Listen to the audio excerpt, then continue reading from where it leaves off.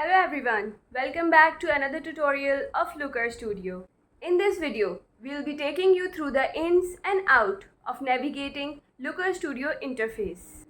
At the end of this video, you'll be confident to move around this platform and accessing its various features. Looker Studio interface is designed to provide an intuitive experience that allows you to seamlessly interact with your data easily. So, let's break the main component, navigation bar. The top bar includes navigation options like dashboard, looks, explores, and more. You can easily switch between different sections here. Next is home page, the landing page that shows your recent activity, favorite content, and quick access to your most used tools. On the left, you will find a project navigation where you can organize and access your saved content, including looks, dashboard, and explores. Next is content pane, the main area that shows the content which you are working on. This is where you will create, edit, and view your visualizations reports. Next is sidebar. The right sidebar provides additional content and options based on the content that you are working on. It's where you can add filters, manage visualizations, and manage settings. Next is toolbar.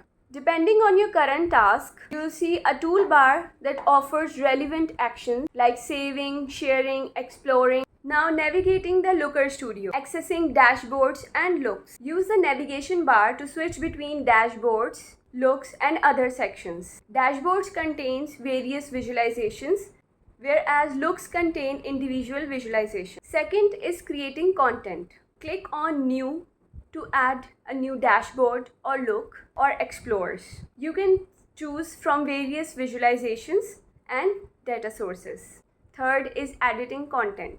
Open existing content from the project navigation and use the sidebar to add new visualization or modify them or add filters and modify settings. Now interacting with visualizations. Hover over the visualization to access additional options. Click on elements to filter and drill down the data. Next is saving and sharing. Use the toolbar to save your work. You can then share this data, this content with your colleagues. Next is searching and organizing. Use the search bar to quickly find the required content. Organize your work by favoriting items and grouping related content. So in conclusion, we have covered the basics of navigating Looker Studio. You now have a solid understanding of the main components and how to access and manage your content. As you continue your journey to the Looker Studio, remember that familiarity with the interface is key to efficiently harnessing the power of your data.